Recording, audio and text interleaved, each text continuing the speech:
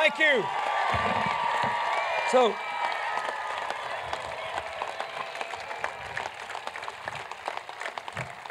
thank you very much. Thanks. Look, you've all been out here quite a while, and I don't want this to be like one of these officer installation banquets where everybody said everything that needs to be said, but not everybody said it yet. So I really will try to be a little briefer, but I want to say first to Tom and Ruth Harkin, I wanted to be here to honor you, to spend my Sunday with my wife, to wear the birthday present she gave me last August. What do you think? You like my shirt? I was kind of worried like I looked like a tablecloth in a diner, but she said it was cool, so I'm feeling good. But we wanted to be here because you two are part of our family history. You two are making history in Iowa today with the last of the steak fries. And you've been a very important part of American history in the last 30 or 40 years. Ruth ran an agency that I bet a lot of people in Iowa don't even know about, the Overseas Private Investment Corporation, but it has a big impact on whether we can have fair trade and not just free trade, a big impact on whether we actually can sell things in other countries and create jobs in America, and I'm grateful to her for doing that.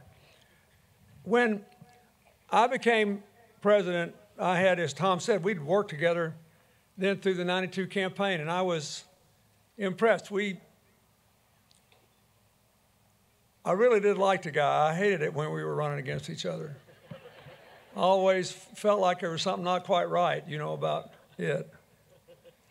And when we started working together, it always sort of clicked. And I love being here in '92.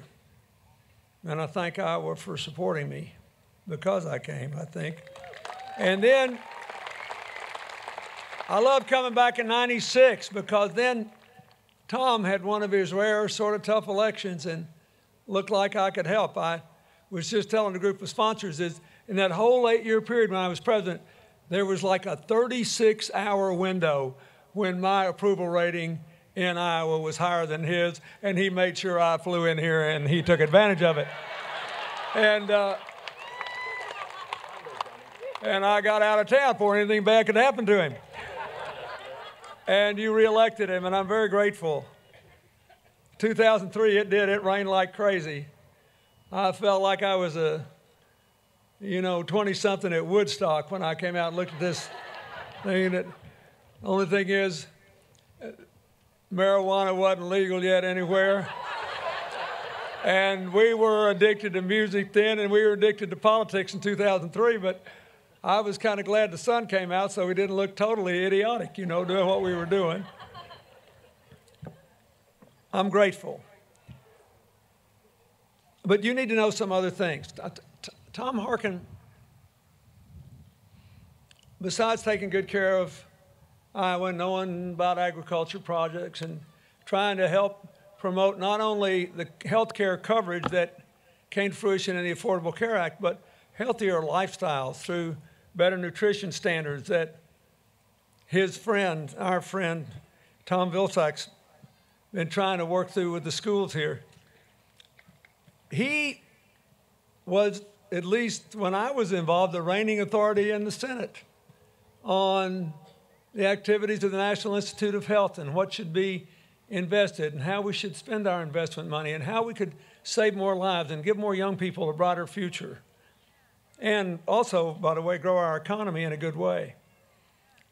He was, along with Senator Chris Dodd of Connecticut,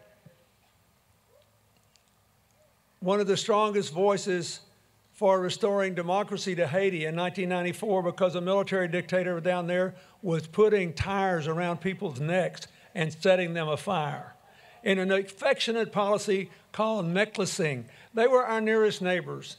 They had been told that they had to go, and yet I was being told that nobody gave a rip about Haiti and it was crazy. We did it, no shot was fired. Nobody got hurt. And largely because we had a few brave members of Congress like Tom Harkin to do it. And when that earthquake hit Haiti, Americans gave $1 billion, and I still work there, and we're still getting stuff done.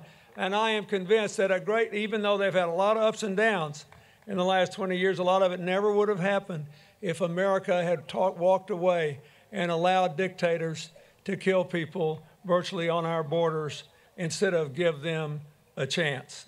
And I thank Tom Harkin for that. He talked about the Americans with Disabilities Act. There was another great disability act passed at the end of my presidency.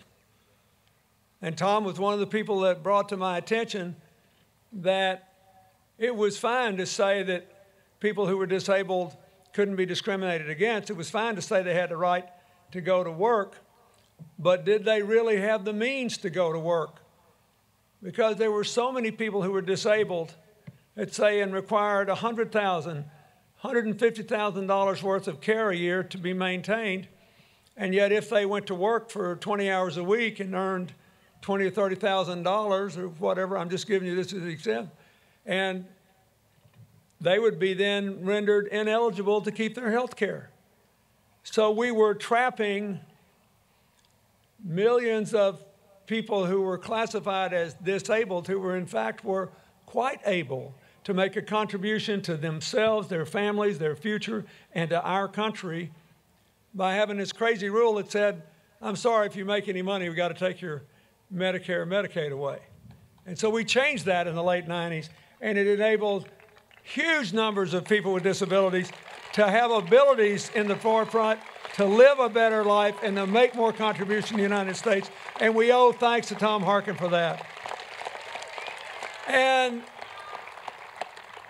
since, as Hillary said, we're doing our best to sort of be in the right zone to be good, and I hope not too doting grandparents, I've been thinking about this a lot lately. I don't think most Iowans ever knew that Tom Harkin did more than any other member of the United States Congress to make sure that America was leading the charge and on the right side of the international effort to bring an end to abusive child labor practices all over the world. And so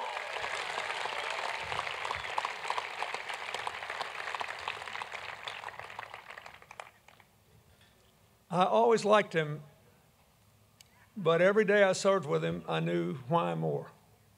I think the happiest day we ever had together was the day he came to the Oval Office, and he was able to be with me as we called his brother to have the first conversation ever had with a technology that allowed people who were deaf to communicate over telephones with people who were not.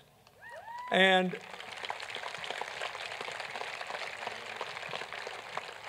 so